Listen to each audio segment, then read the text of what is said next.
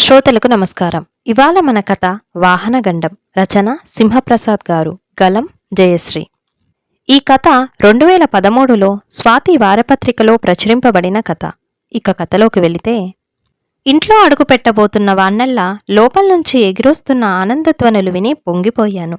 బహుశా ఏదో TV channel వారు ఏదో పోటీలో 1,00,000 బహుమతి వచ్చి ఉంటుందనుకున్నాను. హడావుడి ఆ లెవెల్లో ఉంది మరి. నేనూ వచ్చేసా, మీ ఆనందాన్ని నాకు పంచండ్రా అన్నాను. వచ్చారా, మీ గురించే అనుకుంటున్నాం, మీకు 100 ఏళ్ల ఆయుషు అంటూ పెద్ద లడ్డూ విరిచి బుల్లి ముక్క నా నోట్లో పెట్టింది ఇల్లాలు తాయారు. ఇంకో ముక్క పెట్టవే, బూందీ లడ్డూ నాకిష్టం కదా. నో, మీ ఒంట్లో ఉన్న షుగర్ చాలేండి. కనీసం తీపి కబిరేంటో అదైనా చెప్పు తాయారు. మీరు కారు ఓనర్ కాబోతున్నారు. తాయారు మాటలకు 3 పిల్లలు గంతులేస్తూ వచ్చి నన్ను అభినందించారు. నాకు పొలమారింది.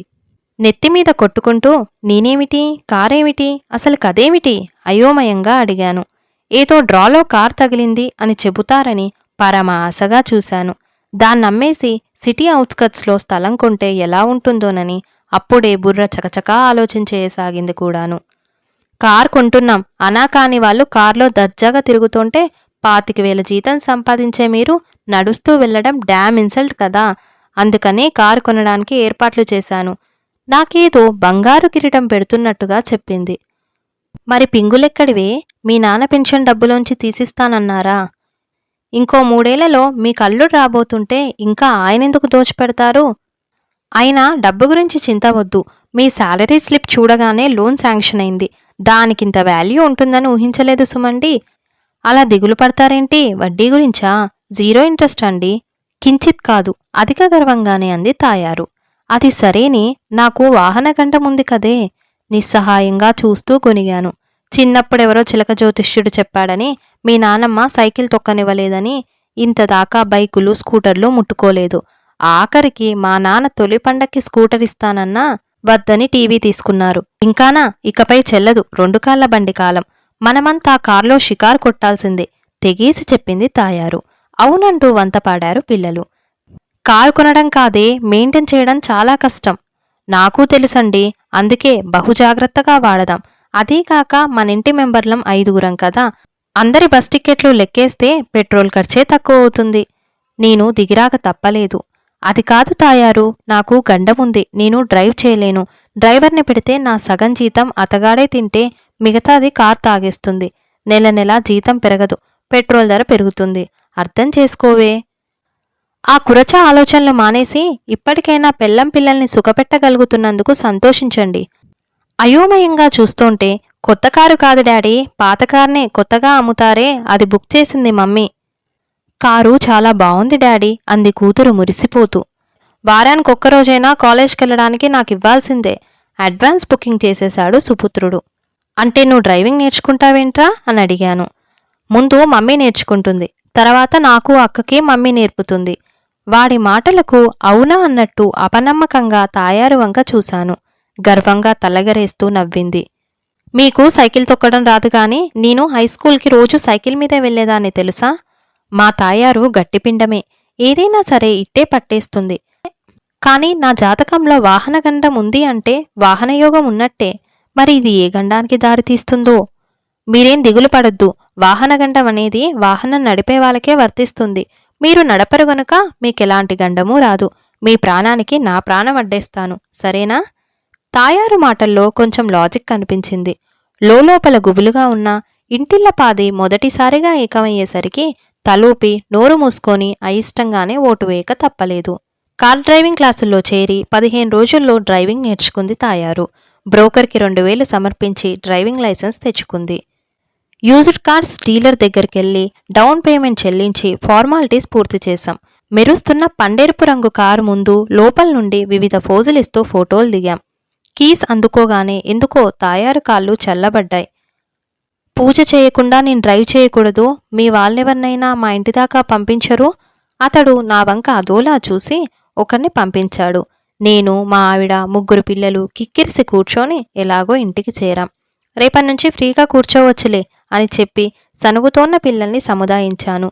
మర్నాటి ఉదయమే స్నానాదులు ముగించి దగ్గర్లోని గుడికి తీసుకెళ్లాం. ట్రాఫిక్ అస్సలు లేదు. మొదట తడబడ్డ తర్వాత ధీమాగానే డ్రైవ్ చేసింది తాయారు. కార్కి పూజ చేసి హారతిలిచ్చారు పూజారి. 4 చక్రాల కింద 4 నిమ్మకాయలు పెట్టి తొక్కించాం. 200 రూపాయలకి పైసా తక్కువిచ్చినా తీసుకునేది లేదని పేచీ పెట్టాడు పురోహితుడు. ఇది టూ మచ్ అన్నాను. మీది కారు ముఖంలా లేదు, డొక్కు సైకిల్ ముఖంలా ఉంది. కిసుక్కున నవ్వారు పిల్లలు. తాయారు గొప్పగా 201 రూపాయలు పళ్ళెంలో వేసి దండం పెట్టుకుంది. మురిసిపోతూ ఆశీర్వదించాడు పురోహితుడు. మొదటి ఆదివారం. పిక్నిక్కి ప్లాన్ చేశాం. పొద్దుటే తినుబండారాలు సర్దుకొని కారెక్కాం. నేను వెనకాల కూర్చోబోతుంటే, మీరు ముందు కూర్చోండి, పిల్లలు వెనక సీట్లో కూర్చుంటారు అంది తాయారు. నాకిస్తున్న గౌరవానికి పొంగిపోయాను. దాన్ని రెట్టింపు చేస్తూ, మీరు నా పక్కనుంటే నాకెంతో ధైర్యం వచ్చేస్తుంది. అదిగాక మీరు వెనకాల కూర్చుంటే మిమ్మల్ని ఓనర్, నన్ను డ్రైవర్ అనుకుంటారు చూసేవాళ్ళు అంది తాయారు. గతుక్కుమని వెర్రినవ్వు నవ్వి ముందు సీట్లో వెనక్కి జారబడి దర్జాగా కూర్చున్నాను. వచ్చిరాని ఈలపాట అందుకున్నాను.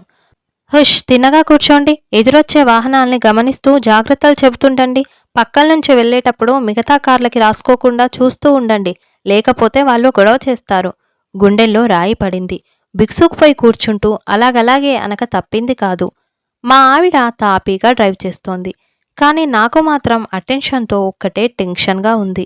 4 కిలోమీటర్లు వెళ్ళామో లేదో కారు వేగం తగ్గింది. కుదుపులిస్తూ వెళ్తుంటే గాబరా పడిపోయి, ఒక పక్క కాపై అంటూ అరిచాను. సడన్గా పక్కకి కోస ఆపిందో లేదో ఇంజన్ దానికదే ఆగిపోయింది. మీరు కంగారుపడి నన్ను కంగారు పెడతారెందుకు? కోప్పడింది తాయారు. డాడీకి కంగారెక్కువ అన్నారు పిల్లలు. నా సంగతలా ఉంచి కారెందుకు ఆగిందో చూడండి ముందు. మళ్ళీ స్టార్ట్ చేయాలని చూసింది గాని స్టార్ట్ అవ్వలేదు. అంతా కలిసి బోయినెట్ ఎత్తి చూశాం. మాకు తెలిసి తెలియని టెక్నికల్ నాలెడ్జ్ బయట పెట్టుకుని తర్జన భర్జనలు పడ్డాం. సడన్గా శ్రీమతి మెదల్లో ఫ్లాష్ వెలిగింది. పెట్రోల్ అయిపోయిందండి. డీలర్ ట్యాంక్లో 2 లీటర్లే ఉందన్నాడు. మనకా దృష్టి లేకపోయింది. బయలుదేరే ముందు ఆయిల్ ఎంతుందో చూసుకోవద్దు అన్నాను, ముఖం విసుగ్గా పెట్టుకొని. మధ్యన నన్నంటారేమిటి? కార్ తుడిచింది మీరే కదా. కార్లో ఆయిల్, వీల్స్లో గాలి ఉందో లేదో చూడొద్దు అంటూ కస్సుమంది. మేము నడి రోడ్డు మీద ఎంతసేపు తపస్సు చేయాలి అంది కూతురు అసహనంగా. అంతా నా వంక అదోలా చూశారు. వారి భావం అర్థమైంది. లారీ మీదెళ్ళి డబ్బాలో పెట్రోల్ పోయించుకొని చెమట్లు కక్కుతూ వచ్చాను. డాడీ గ్రేట్ అన్నాడు సుపుత్రుడు. నా భుజాలు నిజంగానే ఉప్పొంగాయి. ఇక నుండి అన్నీ ముందే చెక్ చేయండి, అలవాటు చేసుకోండి అంది తాయారు. అమాంతం భుజాలు కుంగిపోగా తలూపాను. పిక్నిక్ సరదాగా గడిచింది. కారు ఉన్నందువల్లే కదా ఇలా ఎంజాయ్ చేయగలిగాం అనుకున్నాం. ఇంటికి తిరిగొచ్చాం. మా పార్కింగ్ ప్లేస్ కొంచెం ఇరుగ్గా ఉంటుంది. అంచేత నేను వెనక నిలబడి డైరెక్షన్స్ చేయగా జాగ్రత్తగా పార్క్ చేసింది. కార్ కొన్న సంగతి ఆఫీస్లో తెలిసిపోయింది. పార్టీ ఇమ్మన్నారు. ఇవ్వక తప్పింది కాదు. కారెప్పుడు చూపిస్తావు అని అడిగారు. వెర్రినవ్వే సమాధానంగా ఇచ్చి దాటవేశాను. లేకపోతే మా తాయారు కార్ డ్రైవ్ చేసుకుంటూ వస్తే మా వాళ్ళు నన్ను మామూలుగా చూడరు. పండగ రోజున సినిమా ప్రోగ్రాం వేశారు ఇంటిల్లపాది. చెత్త సినిమాకు కూడా హౌస్ఫుల్ అవుతోందని చెప్పినా నా మాట తోసిరాజేశారు. కార్లో బయలుదేరాం. టిక్కెట్ల సంగతలా ఉంచితే పార్కింగ్ ప్లేసే దొరకలేదు. ఒక పక్కనెవరో కార్ తీస్తూ కనిపించారు. పరిగెత్తండి, అక్కడ కర్చీఫ్ వేయండి అరిచింది తాయారు. కర్చీఫ్ వేయడమేమిటి? అబ్బా, మీ తెలివి మండినట్టే ఉంది. కర్చీఫ్ వేసి సీట్ రిజర్వ్ చేసుకున్నట్టు మీరెళ్ళి అక్కడ నిలబడండి, నేనల్లా కార్ తిప్పుకొస్తాను. కార్ కష్టాలు ఇన్నిన్ని కాదనుకుంటూ వెళ్ళి అక్కడ నిలబడ్డాను. ఎవరో వచ్చి కార్ పెట్టబోతుంటే అడ్డుకున్నాను. అతగాడు తగు వేసుకున్నాడు. ఈలోగా మా తాయారు వచ్చి కార్ పెట్టేసింది. అతడు బూతులు తిడుతోంటే తాయారు పిల్లలు ఏమీ జరగనట్టు రండి రండి టికెట్ తీసుకుంటాం అనేసి వెళ్ళిపోయారు. సారీ చెప్పినా అతను వదల్లేదు. అటూ ఇటూ చూసి పరుగందుకున్నాను. మా వాళ్ళని కలిసి జరిగింది చెప్పాను. మంచి పని చేశారని మొదట అభినందించినా తర్వాత ప్లేట్ ఫిరాయించారు.